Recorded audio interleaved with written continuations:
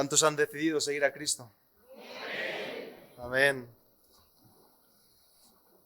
Bueno, pues estoy muy agradecido, muy contento de poder estar aquí. Como quien dice, he vuelto a mi casa, ¿verdad? Gracias. Traigo un saludo desde Madrid, desde la iglesia en Madrid. Hermanos, os tenemos en el corazón y en nuestras oraciones también. Hay algo importante que el Señor ha estado hablando conmigo en este tiempo y tratando sobre todo en mi vida personal. Y verás, es que en la vida tenemos experiencias que marcan nuestra identidad y nuestro carácter. A veces hay experiencias gratificantes y buenas. También hay experiencias amargas que tenemos que pasar en la vida. Para el cristiano son aún más importantes porque creemos en la providencia de Dios y en su perfecta voluntad. Entonces, cuando sabemos que Dios tiene el control de las cosas, para el cristiano difícilmente podemos decir, quiero volver atrás. Hemos conocido el amor de Cristo, hemos experimentado su gracia, su misericordia en nosotros, hemos experimentado una conversión real en nuestra vida a través de este nuevo nacimiento, y el Espíritu Santo estuvo involucrado también en nuestro nuevo nacimiento. Entonces, a partir de aquí, la perspectiva de la vida cambia totalmente para nosotros. Podemos tener recuerdos, añoranzas, anhelos, deseos cumplidos en las riquezas de la gracia. Yo veo aquí muchas familias, veo aquí muchos jóvenes también. El Señor es grande. Grande es su misericordia, ¿verdad? Muchachos, vosotros también. Grande es la misericordia que el Señor ha tenido con todos vosotros. Quiero que, aparte de estas experiencias que nos dejan marcados en nuestra vida y nos indican un camino hacia la madurez, yo quiero hablaros en esta noche de 3 momentos de mi vida que el Señor me ha llevado a través de su voluntad. He sido llevado por la voluntad de Dios. El primero de ellos fue el 23 de enero de 1995. Fue el día que empezamos en México una nueva vida. Yo salí de España con mis padres, tenía 5 años, cuando vine a México. Obedeciendo un llamado misionero de mis padres, dejamos atrás familia, dejamos atrás raíces culturales para obedecer un llamado misionero. ¿Qué puedo rescatar de esta fecha?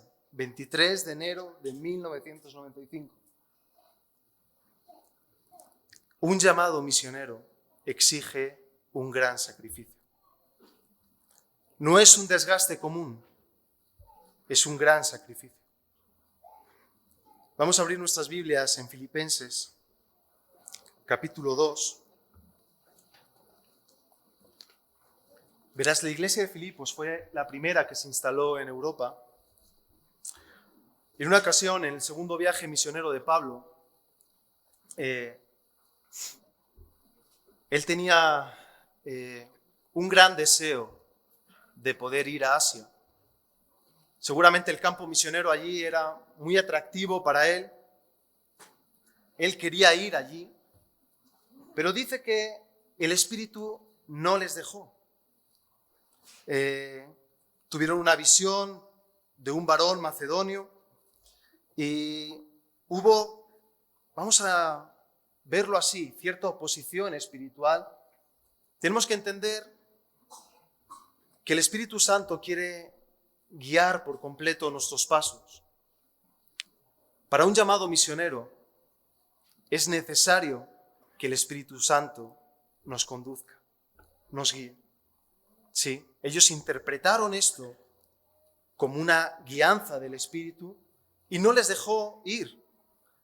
Ahora, Filipenses, capítulo 2. Bueno, me gustaría leer el capítulo 1, versículo 7 y 8. Dice: como me es justo sentir esto de todos vosotros, por cuanto os tengo en el corazón y en mis prisiones y en la defensa y confirmación del Evangelio, todos vosotros sois partícipes conmigo de la gracia. Porque Dios me es testigo de cómo os amo a todos vosotros con el entrañable amor de Jesucristo. Es un profundo amor que el apóstol siente por esta iglesia. Veréis, hermanos, yo digo las mismas palabras que decía el apóstol Pablo, y es este mismo amor que siento yo también por la obra en México y por vosotros, obviamente. Y entonces Pablo experimentó ese sacrificio y, ¿sabes?, lo refleja en esta carta de Filipenses, entregándose por completo a la voluntad de Dios, aún esperando la muerte por el Evangelio. Se lo dice a Timoteo en una de sus cartas. Y es un profundo amor que tiene por las almas. Es un profundo amor que tiene por las almas. Que no entiende de etnia social, no entiende de raza, ni entiende de país. Solamente entiende de la acción misionera y de poder ver a Cristo reflejado en ellos. Esto es lo que yo he sacado en común de esta carta. Ahora, en el capítulo 2, les dice, muy conocido este capítulo, y les dice: por tanto, si hay alguna consolación en Cristo, si algún consuelo de amor, si alguna comunión en el Espíritu, si algún afecto entrañable, si alguna misericordia, dice, completad mi gozo, sintiendo lo mismo, teniendo el mismo amor, unánimes, sintiendo una misma cosa. Para mí aquí les da lo que son claves de nuestro compromiso cristiano. 3 claves de nuestro compromiso cristiano. La primera de ellas es unidad, la segunda es humildad y la tercera es disposición. Unidad, unánimes, sintiendo una cosa; humildad, nada hagáis por contienda o por vanagloria. Antes bien, dice, ¿cómo? Con humildad. Tito nos habló de esto en el primer día. Ahora dice, versículo 4, esta disposición que tiene que haber en nosotros para no mirar cada uno por lo suyo propio, sino cada cual también por los de otros. Son las claves, hermano, del compromiso cristiano. Unidad, humildad y disposición para no solamente ver por nosotros, sino ver qué es lo que Cristo quiere hacer en otras personas. ¿Sí? Versículo 12. Capítulo 2, versículo 12.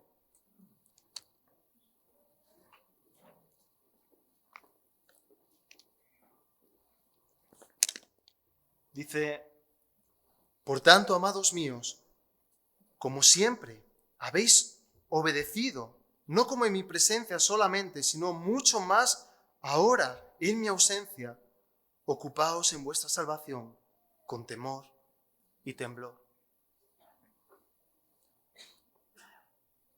Él está en un momento crítico de su vida. Sabe que la muerte por el Evangelio puede llegar en cualquier momento. Sabe que tiene que dejar bien afianzadas las iglesias. Escribe esta carta y destaca una virtud, una actitud que ellos tenían, y era la obediencia. Como siempre habéis obedecido, no como en mi presencia, sino también ahora mucho más en la ausencia. Y da un consejo, que ¿cuál sería el consejo para la iglesia? ¿Cuál sería este consejo para ellos? Podría haberles dicho: hermanos, es el momento de expandirnos.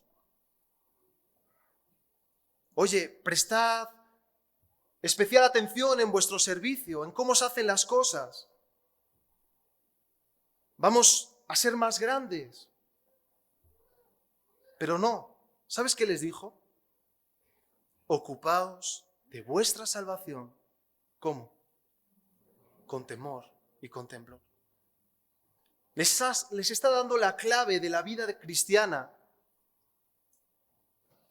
La clave de todo ministerio. La clave de cómo debe ser nuestra comunión en la iglesia también. Ocupaos en vuestra salvación con temor y con temblor. Es el orden de las prioridades. Es el orden de las prioridades. Porque Dios, versículo 13, es el que produce en vosotros así el querer como el hacer por su buena voluntad. Es Dios nuestro referente. Les está animando a dar un paso hacia la madurez, no dependiendo de una figura espiritual, sino diciendo, ¿no sabéis que es Dios el que produce en vosotros tanto el querer como el hacer? ¿Por qué? Por su buena voluntad. Para mí esta palabra, hermanos, me ha edificado mucho en este tiempo. Me ha hecho comprender las cosas de otra manera. Me ha hecho comprender mi servicio de otra manera también. Versículo 14 dice, haced todo sin murmuraciones y contiendas para que seáis irreprensibles y sencillos, hijos de Dios sin mancha, en medio de una generación maligna y perversa en la cual resplandecéis como luminares en el mundo. Les está diciendo cómo tienen que vivir esta salvación. Ser irreprensibles es ser sin tacha o que no merece ningún tipo de reprensión. ¿Sí? Asidos, sostenidos firmemente de la palabra de vida, para que en el día de Cristo yo pueda gloriarme de que no he corrido en vano, ni en vano he trabajado. Y verás, versículos 17 y 18 es hermoso lo que habla aquí. Y aunque sea derramado en libación sobre el sacrificio y servicio de vuestra fe, me gozo y regocijo con todos vosotros, y asimismo gozaos y regocijaos también vosotros conmigo. Hace alusión a una ofrenda especial, como es la libación. Y tiene que ver con este sacrificio, con esta entrega a su voluntad. Es un sacrificio de consagración a Dios. Y lo entregas todo por un argumento suficientemente poderoso, como son las misericordias de Dios. Porque entiendes que no puede ser un estorbo a la voluntad de Dios y no puede ser un estorbo a la acción misionera que el Señor quiere hacer por medio de nosotros. Nos animaban a poder ser esta luz del mundo que habla aquí, que resplandece. Somos, y dice, en medio de una generación maligna y perversa. Y tenemos que resplandecer a vida para otros. Tenemos que reflejar a Cristo. Y Pablo no iba a descansar. Decía, si tengo que ser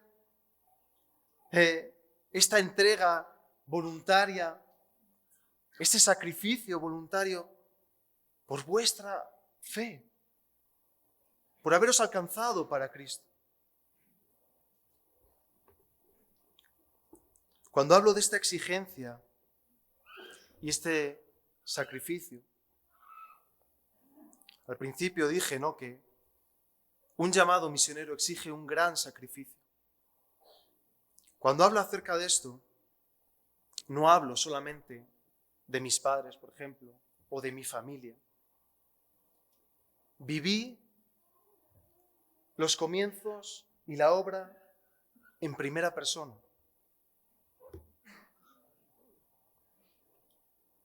Soy consciente y soy testigo también de que hay muchos hermanos y hermanas que se dieron en libación, en sacrificio, en entrega, en dedicación, en amor por la obra y por lo que hoy podemos estar haciendo aquí. La obra misionera empezó como una gran familia. Y hoy estamos recordando estos 30 años. Pero ¿sabéis una cosa importante? Que vosotros también sois parte de esta historia. Entonces, no hablamos solamente de reto o de estos 30 años.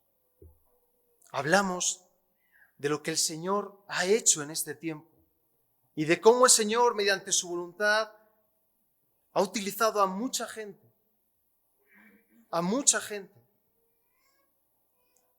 para poder llegar hasta este momento, ¿verdad?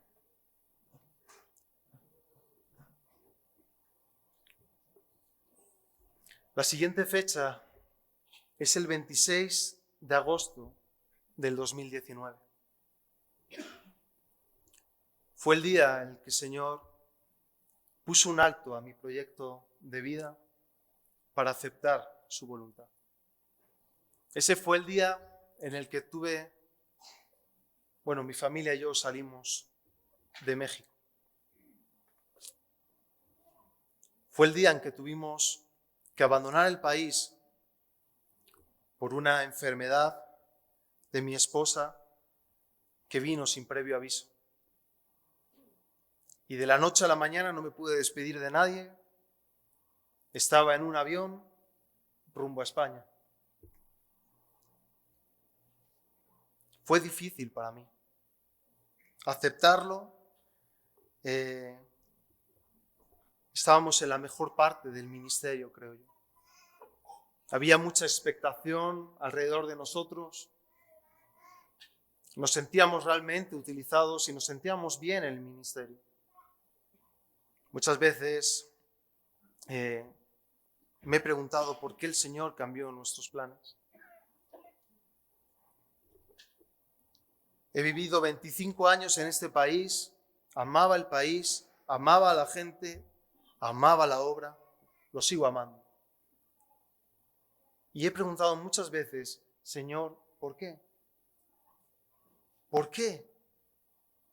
¿Por qué en este momento, en la mejor parte de nuestro ministerio, nos tuvo que pasar esto? Bueno, España era tan diferente. Fue un reto para mí. Cuando llegué allí, alguien me dijo, oye, tú estuviste de misionero en México, ¿no? Y les dije, bueno, si lo quieres llamar así, vale. Le digo, la verdadera misión, le digo, es aquí ahora. Realmente, donde Dios me ha traído ahora mismo, le digo, es para mí la misión o el campo misionero que Él en su voluntad ha escogido. Digo, no sé cómo lo voy a hacer, no sé qué es lo que va a pasar, pero para mí era una exigencia altísima y era un momento muy delicado de mi vida donde no sabía qué era lo que iba a pasar. Yo estaba acostumbrado a trabajar con una generación joven, con gente joven y una iglesia joven también. Llegué allí y era una iglesia madura, y algunos se pasaban de maduros. Y fue muy difícil para mí. Empezar allí fue un choque cultural, fue un choque emocional también para mi vida. El Señor sometió toda mi voluntad, todo mi deseo a su plan perfecto y su perfecta voluntad. En ese tiempo estuve orando mucho y hubo una oración que realmente me animó, me me sostuvo en este tiempo de angustia y fue: Señor, renueva mi servicio, pon disposición y virtud para encontrar alegría en lo que hago. Despeja todo argumento que impida la eficacia de mi servicio. Hermano, esta oración también la puedes hacer tuya. Señor, renueva mi servicio, pon disposición y virtud para encontrar alegría en lo que hago. Despeja todo argumento que impida la eficacia del servicio. Dios es más grande que nuestros argumentos. Dios es más grande que nuestra queja. Dios es más grande que nuestro desánimo o nuestra desilusión por las cosas que pasan. Amén. Vamos a la segunda de Timoteo.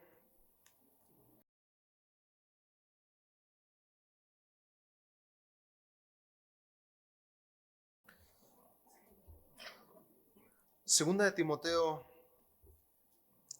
capítulo 1, versículo 3. Wenceslao hablaba de esta limpia conciencia.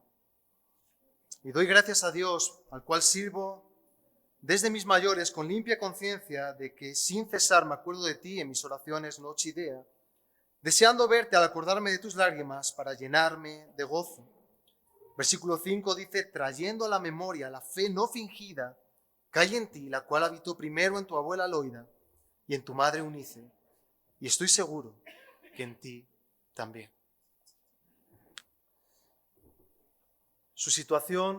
Esta situación de Timoteo no era fácil. En cualquier momento él podía haber desistido de la fe. Era hijo de una madre creyente judía, de un padre griego. Listra, la ciudad de Timoteo, era una ciudad altamente pagana, basada en una fe en dioses mitológicos. Y yo pienso que la situación no tuvo que ser fácil para ellos. Eran muchas cosas a su alrededor. Pero cuando la vida aprieta, cuando las situaciones son difíciles a nuestro alrededor, podemos recordar y traer a la memoria los principios y valores cristianos que nos han enseñado. Trayendo a la memoria la fe no fingida que hay en ti, la cual habitó primero en tu abuela Loida, también en tu madre Eunice, y le dice el apóstol: estoy seguro que en ti también. Qué importante, hermanos, es la fe en nuestros hogares. Qué importante que podamos tener esta dedicación en nuestros hogares también. Padres, tenemos una responsabilidad en casa. Hijos, no tenemos excusa. Hemos sido bien enseñados. Y cuando llegue el momento difícil, que a todo el mundo nos va a llegar, momentos difíciles en la vida, recuerda los valores y los principios cristianos de tu hogar, porque son un firme ancla contra la tempestad que pueda venir a tu vida. Amén. Por lo cual, dice, te aconsejo que avives el fuego del don de Dios que está en ti por la imposición de mis manos, porque no nos ha dado Dios un espíritu de cobardía, sino de poder, de amor y de dominio propio. Es un gran consejo. Aviva el fuego del don de Dios que está en ti. En momentos de desánimo, de desilusión, por lo que muchas veces ven nuestros ojos, aviva el fuego del don. Yo tuve que experimentar una llenura del Espíritu. No me valía lo que había aprendido. No me valían las experiencias. Me valía el momento que estaba viviendo y que el Señor estaba diciendo, no os embriaguéis con vino, en lo cual hay disolución, sino antes bien que ser llenos del Espíritu. Es una orden clara y es algo que tú y yo tenemos que hacer, que nos compromete a nosotros, que somos nosotros los que tenemos que buscarlo. Tiene que haber dedicación cristiana en nuestras vidas. Tiene que haber oración. Tiene que haber lectura. Tiene que haber disposición de creer a Dios. Aviva.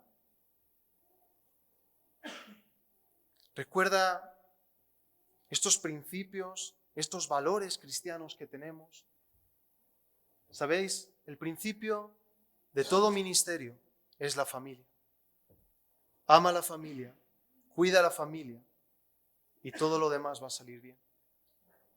Seremos bendecidos.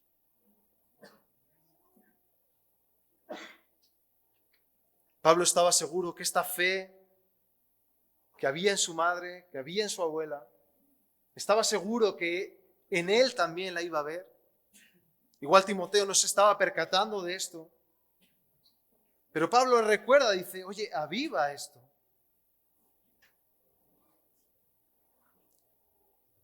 Entonces, versículo 9, desde el 8 dice, por tanto no te avergüences de dar testimonio de nuestro Señor, ni de mí preso suyo, sino participa de las aflicciones por el Evangelio, según el poder de Dios.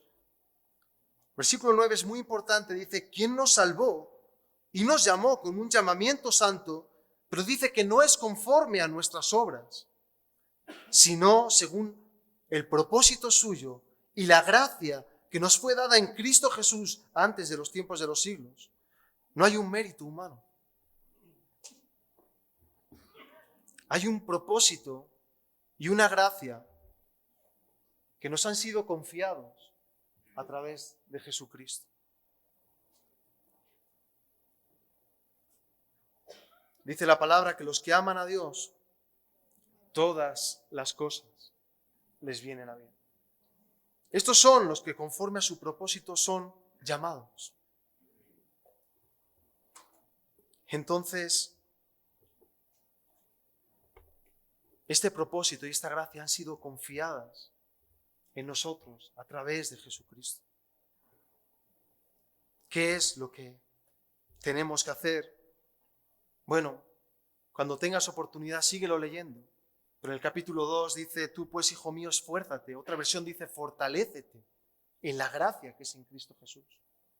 Y habla acerca de un sufrimiento, de un padecimiento también. Dice que hay que sufrir, que no nos podemos enredar, que hay que trabajar, que hay que tener estas ciertas actitudes en nuestra vida también.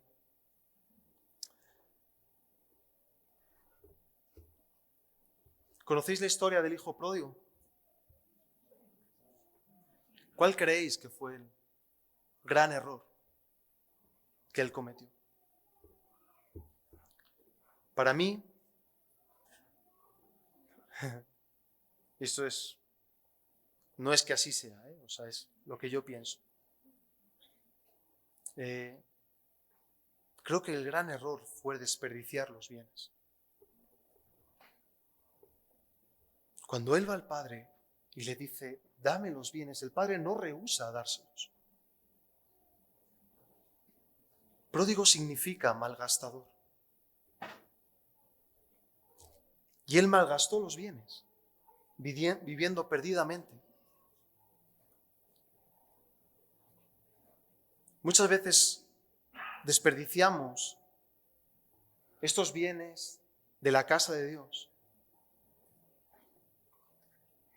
Esta gracia otorgada que nos ha sido confiada. Estos valores y principios de la casa del Padre que no lo tenemos en cuenta. Desperdiciamos todo, viviendo, dice, perdidamente. Pero me encanta la actitud que tiene cuando vuelve en sí. Porque no vuelve en sí pensando en su condición de hijo, sino pensando en la condición de un jornalero.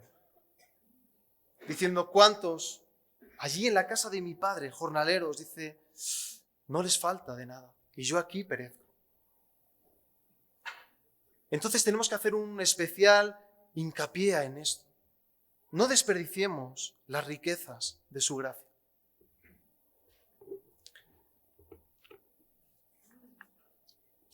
Vamos a Efesios capítulo 4.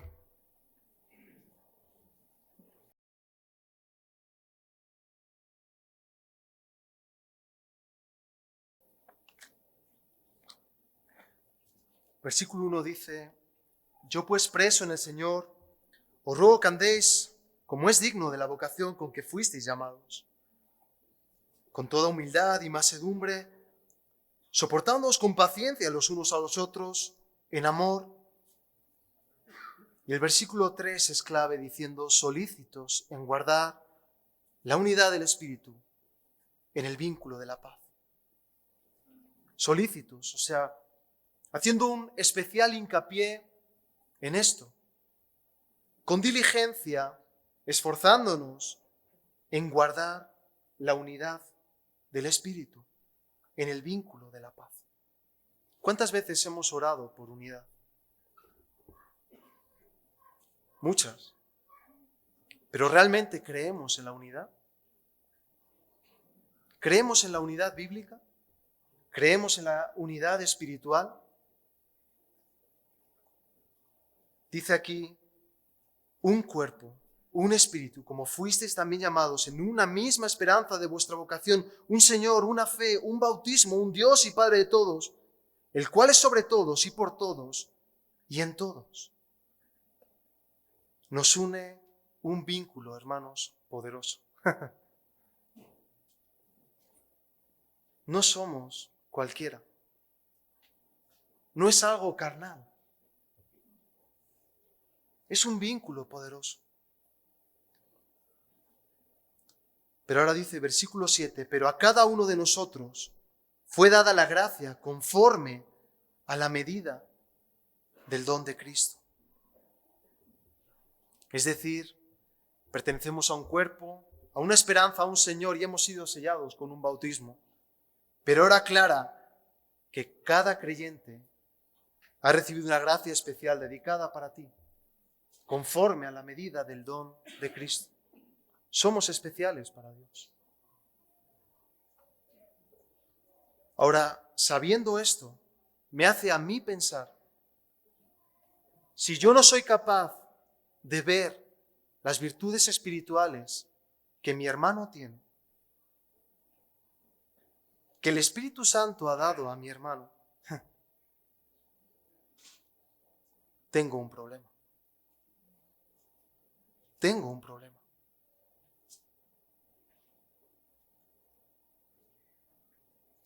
Si no soy capaz de ver esas virtudes espirituales,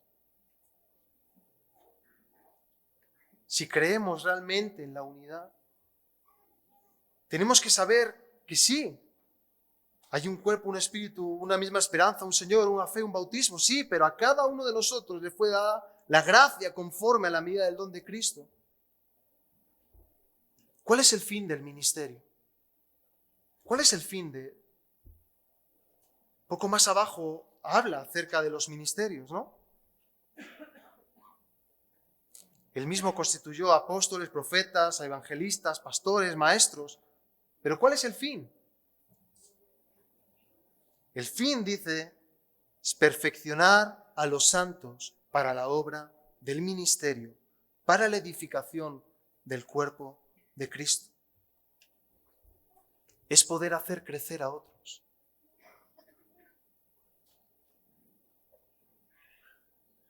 Es poder hacer crecer a otros. Cristo en todos nosotros, su iglesia. Ese es el fin. No es salvaguardar mi postura o lo que soy yo. Es que me debo de preocupar si lo que yo hago por el Señor está edificando a otros.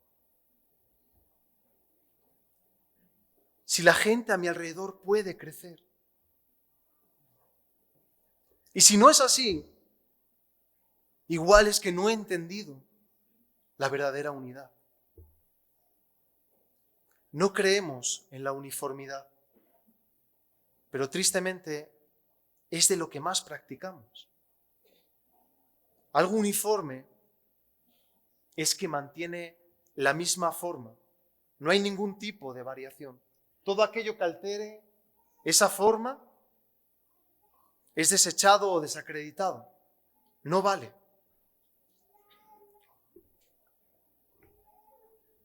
Piénsalo. Vivimos muchas veces un cristianismo uniforme, muy religioso. Todo aquello que altere esa manera de vivir mi cristianismo, cómodo, está desechado, desacreditado. Porque el cristianismo nos exige disposición, nos exige amor, nos exige disposición, dedicación, servicio. Y muchas veces preferimos estar más cómodos. La uniformidad muchas veces altera nuestro criterio de cómo deberían de ser las cosas. Tenemos un criterio de todo. Tenemos un criterio de liderazgo, tenemos un criterio de la iglesia, tenemos un criterio del servicio, un criterio de la obra, un criterio del perdón, de las relaciones con nuestros hermanos. Hemos creado un molde, muchas veces, de todo. Todo aquello que salga fuera de ese molde no vale para nosotros. Tenemos que tener cuidado con esto. 1 Corintios dice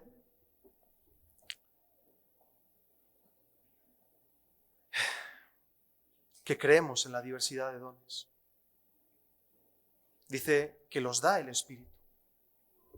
Dice que hay diversidad de ministerios, los cuales dice que los da el Señor. Dice que hay diversidad de operaciones, las cuales, dice, las ordena Dios. Entonces, esto es lo que creemos. Pero Corintios también 12 dice, versículo 7, a cada uno le es dada la manifestación del Espíritu.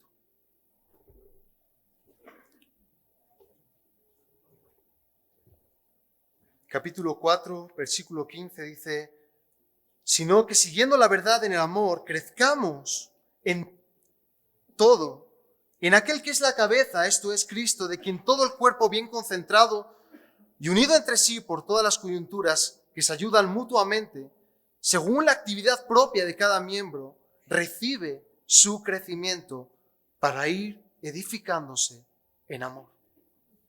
¿Sí? Esto a mí me ha hecho ver con una perspectiva mucho más clara de cómo debe de ser el ministerio, de cómo debemos de conducirnos en la casa de Dios, cómo debe de ser mi servicio hacia otros. Y crea en mí una preocupación de decir, Señor, ¿realmente estoy edificando? ¿Estoy perfeccionando a los santos para la obra del ministerio? ¿Creo en esta unidad?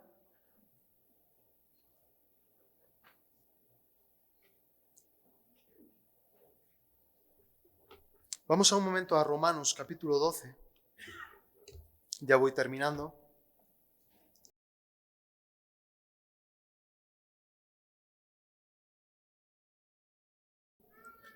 Capítulo 12, el encabezado dice deberes cristianos. Dice, así que hermanos, os ruego por las misericordias de Dios que presentéis vuestros cuerpos en sacrificio vivo, santo, agradable a Dios, que es vuestro culto racional. Esto es lo razonable. Esto es lo correcto.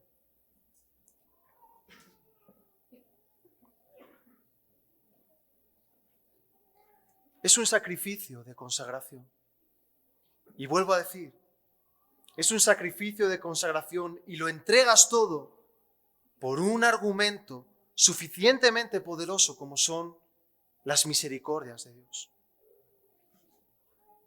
Os ruego por las misericordias de Dios que presentéis vuestros cuerpos en sacrificio vivo, santo, agradable a Dios, que es vuestro culto racional. Primera de Pedro, capítulo 2, versículo 5, si quieren lo leo yo.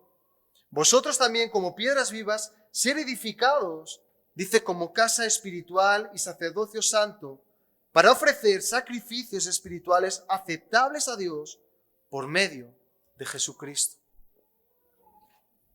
Ahora volvemos otra vez a Romanos 12, versículo 2.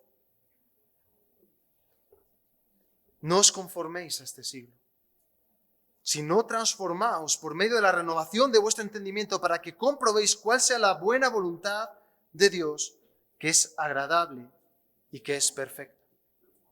No nos conformemos a este siglo. El otro día tuve una reunión allí con los jóvenes y hablábamos de que en el libro de Daniel, en la primera parte de la deportación a Babilonia, seleccionan un grupo de jóvenes nobles, dice la palabra, que iban a ser enseñados en letras y en lengua caldea para servir en las cortes de Babilonia. Ellos comían en la casa del rey, en el palacio, estaban siendo instruidos en estas letras y lenguas caldeas y estaban siendo preparados. Pero entre medio de ellos hubo 4 jóvenes que se dieron cuenta que detrás de todo ese sistema de educación, todo ese sistema de poder ser partícipe de ese imperio, se dieron cuenta que detrás de todo eso había algo terrible. Y era un ataque directo a su fe, a los principios de sus hogares y a su devoción a Dios. No os conforméis a este siglo. Daniel propuso en su corazón, ¿os acordáis? No, aquí os tengo a todas, mira, no contaminarse. Vivimos en tiempos peligrosos. No nos podemos conformar a este siglo. Me encantó la predicación que dio Rodolfo el otro día, hablando acerca de Israel y de estos tiempos. Y yo lo creo así también. Creemos en las promesas de Dios para Israel. No me puedo conformar a este siglo, tengo que estar atento, o tenemos, como iglesia también tenemos que estar atentos a lo que pasa.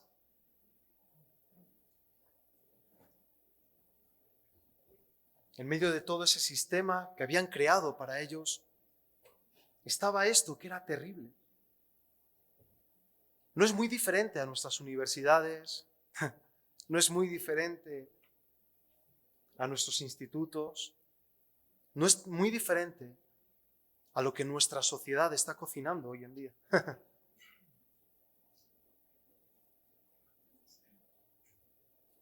Tenemos que tener cuidado. Y cuando dice no os conforméis a este siglo, sino que renovaos. O sea, transformaos por medio de la renovación de vuestro entendimiento. Para que conozcamos esta buena voluntad de Dios que es agradable y que es perfecta. Qué importante es transformarnos por medio de esta renovación del entendimiento. arraigados y cimentados en amor, seamos capaces de poder entender y de poder comprender el amor de Cristo, para que encontremos toda plenitud de Dios. Amén. Digo pues, por la gracia que me es dada, a cada cual que está entre vosotros, que no tenga más alto concepto de sí que el que debe de tener, sino que piense de sí con cordura, conforme a la medida que Dios nos ha repartido a cada uno. Porque de la manera que en un cuerpo tenemos muchos miembros, pero no todos los miembros tienen la misma función, así nosotros, siendo muchos, somos un cuerpo en Cristo y todos miembros los unos de los otros. De la manera que teniendo diferentes dones según la gracia que nos es dada, si el de profecía úsese conforme a la medida de la fe, o si el de servicio en servir, o el que enseña en la enseñanza, el que exhorta en la exhortación, el que reparte con liberalidad, el que preside con solicitud y el que hace misericordia, que lo haga con alegría. Actitud. Esto es lo que tenemos que tener. Actitud en nuestra vida espiritual. Para hacer todo con determinación. Esta es la verdadera unidad en la iglesia. No hay nada más gratificante que poner nuestros dones al servicio de los demás. No hay nada más gratificante. A partir de ahí, les dice que el amor sea sin fingimiento, aborrecer lo malo, seguir lo bueno, amad los unos a los otros con un amor fraternal en cuanto a honra, prefiriéndonos los unos a los otros. Está hablando de un cristianismo práctico, de cómo tenemos que vivir nuestra vida cristiana. Y lo fundamenta sobre algo importante, y es una de las grandes virtudes cristianas, que es el amor. Así debe ser nuestra vida. Así debemos de conducirnos en la iglesia también. En lo que requiere diligencia, no perezosos, fervientes en espíritu, sirviendo al Señor, gozosos en la esperanza, sufridos en la tribulación, constantes en la oración. Compartiendo para las necesidades de los santos, practicando la hospitalidad. Veréis, hermanos, hay algo que me tiene muy preocupado en este tiempo, y es el evangelio intelectual que practicamos muchas veces. Es un evangelio intelectual que te da la razón, pero está fundamentado en un orgullo, no en un amor. Carente de oración, carente de experiencias en Dios y carente muchas veces de arrepentimiento.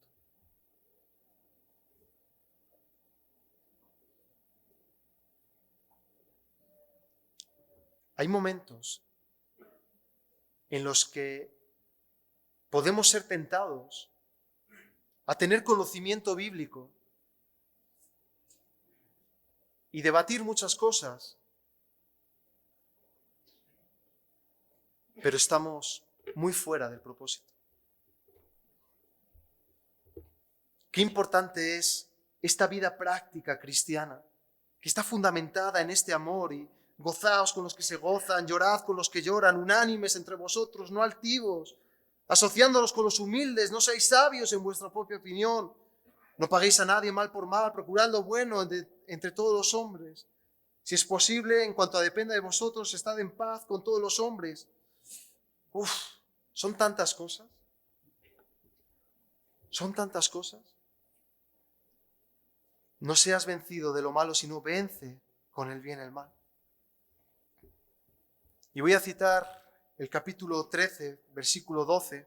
Rodolfo habló el otro día de este versículo. Y dice: la noche está avanzada y se acerca el día. Desechemos pues las obras de las tinieblas y vistámonos de las armas de la luz.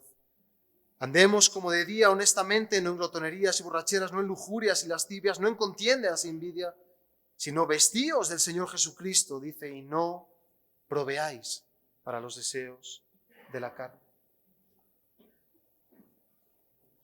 Este es el gran sacrificio. estamos luchando contra la carne.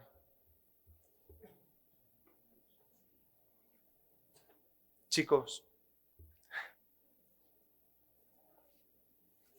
os daréis cuenta en algún momento que las adicciones no eran el mayor problema en vuestra vida, sino una consecuencia del problema real que tenemos. La Biblia lo cataloga como pecado.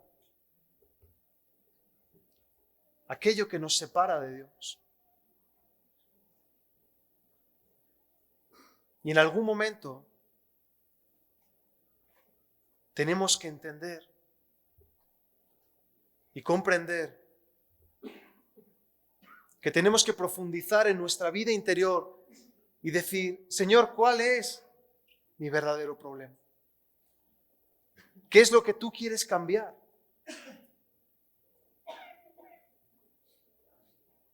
Porque llegará el momento en el que las adicciones desaparezcan, pero el pecado sigue ahí. A la puerta, tocando. Y hoy es una cosa y mañana será otra. Y nosotros, iglesia, tenemos que luchar también con esto. Es un sacrificio, sí. ¿Por qué? Porque estamos luchando contra el pecado. Porque nuestras armas no son carnales, sino que espirituales. Entonces te encuentras luchando, peleando una batalla espiritual para encontrar este favor de Dios en nosotros y que Jesucristo sea el todo en nosotros.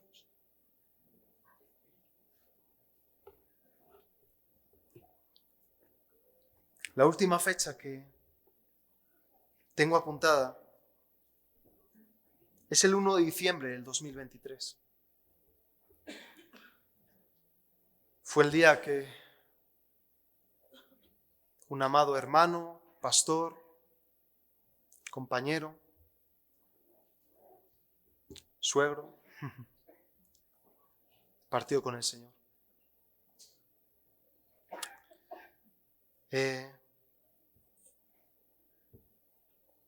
Bernie hablaba acerca de la sangre y en su caso fue una anemia hemolítica. Había tenido algunos ingresos, más en otras ocasiones, y un ingreso anterior fue muy fuerte porque afectó no solamente los glóbulos rojos, sino también las plaquetas. El Señor le otorgó una gracia durante unos años más de vida. Y en esta última ocasión fue esta anemia hemolítica, pero yo destaco de él dos frases importantes. Veréis, Rufo terminó una predicación sabiendo que él no estaba bien de salud. Y ese día teníamos una boda en la iglesia y él predicó ahí y él casó a los novios. Esa misma noche se fue para el hospital. Ya lo dejaron ingresado nada más llegar. Fueron 42 días en el hospital. Al segundo día ya no podía moverse de la cama. No le dejaron levantarse. Enseguida fue trasladado, aquí se llama cuidados intensivos, ¿puede ser? ¿Sí? Y de un momento a otro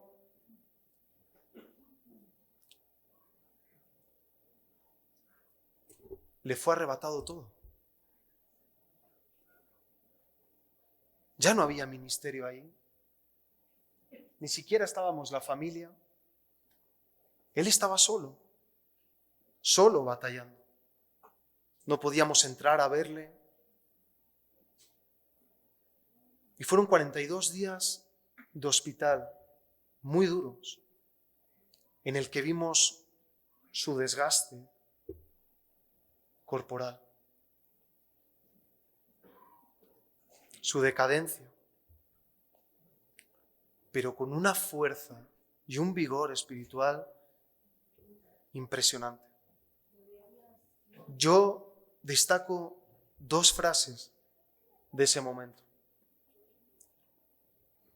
Señor, sométeme a tu voluntad cuando la prueba llegue a mi vida y mis fuerzas no puedan o tenga miedo, sométeme. ¿Quién podría decir esto? ¿Quién podría decir esto? Estuvimos haciendo oración por él y pedíamos un milagro de sanidad, como el Señor ya lo había hecho en otras ocasiones. Pero en esta ocasión no pudo ser. Y ante nuestra inquietud y ante nuestras ganas de toda la iglesia de verlo bien, Él nos dijo unas palabras y dijo: no puedo resistirme a la gracia de Dios. Ahí entendimos que Él estaba aceptando esa voluntad, ese sacrificio que hablábamos hace un instante, confirmando a los creyentes, confirmando a la gente que estábamos allí presentes.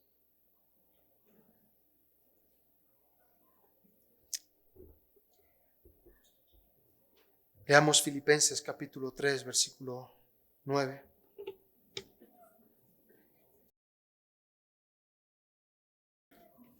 Y ser hallado en Él, no teniendo mi propia justicia, que es por la ley, sino la que es por la fe de Cristo, la justicia que es de Dios por la fe, a fin de conocerle y el poder de su resurrección y la participación de sus padecimientos, llegando a ser semejante a Él en su muerte. Si en alguna manera llegase a la resurrección de entre los muertos. No es que lo haya alcanzado ya, ni que ya sea perfecto, sino que prosigo por ver si logro asir, o sea, alcanzar aquello por lo cual también fui asido por Cristo Jesús. Hermanos, yo mismo no pretendo haberlo alcanzado ya, pero una cosa algo, olvidando ciertamente lo que queda atrás y extendiéndome a lo que está delante, prosigo a la meta. ¿Qué meta? Al premio del supremo llamamiento de Dios en Cristo Jesús. Él lo alcanzó. Versículo 20 dice: mas nuestra ciudadanía está en los cielos, de donde también esperamos al Salvador, al Señor Jesucristo, el cual transformará el cuerpo de la humillación nuestra para que sea semejante al cuerpo de la gloria suya, por el poder con el cual también puede sujetar a sí mismo todas las cosas. Este día quedó grabado en mi corazón. Cambió mi vida para siempre. Recibimos un legado precioso en el cual servimos y he podido aceptar la voluntad de Dios. He podido aceptar lo que el Señor ha querido para nosotros también. Sabiendo, cuando tienes la mirada puesta en la eternidad, todas las situaciones que hay aquí en la tierra, sientes que nada puede contigo. Porque tu vista está puesta en el galardón. Esto fue lo que yo vi en Rufo. Fue lo que vi en él en estos 42 días en el hospital. Oremos.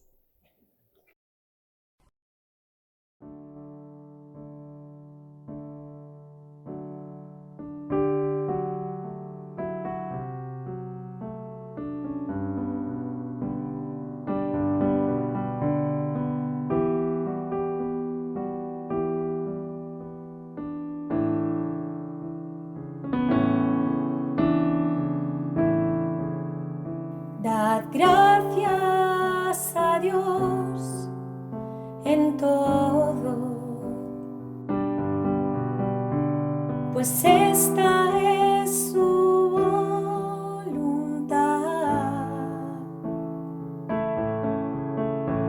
En Cristo Jesús,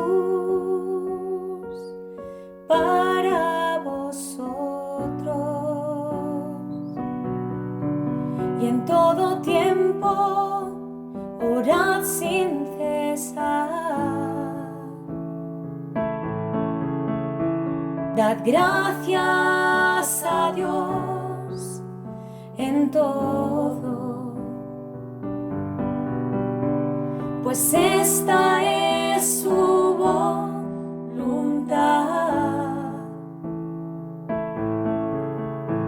En Cristo Jesús, para vosotros, y con gran gozo su nombre alabar y derramar como agua al corazón en tu presencia, amado Dios, alzando las manos, implorando bendición, y la vida que viene de ti, mi Señor, y derramar como agua al corazón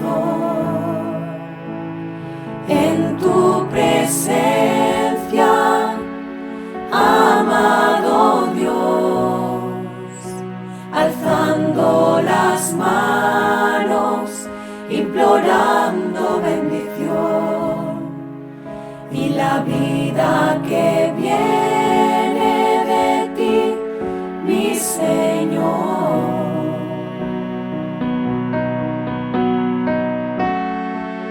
Te acercaste el día que te invoqué, no escondiste tu oído al clamor de mi suspiro.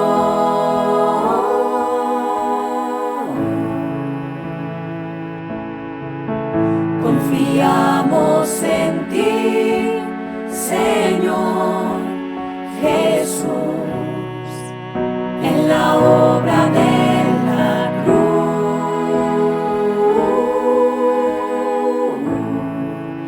A tu nombre has sido fiel,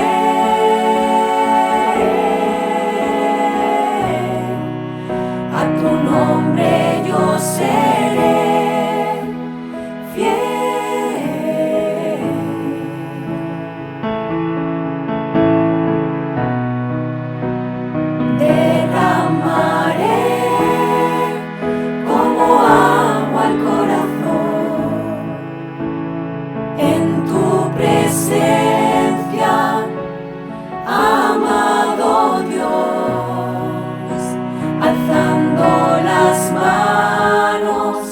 Implorando bendición, y la vida que viene de ti, mi Señor, derramaré como agua al corazón en tu presencia, amado Dios, alzando las manos, implorando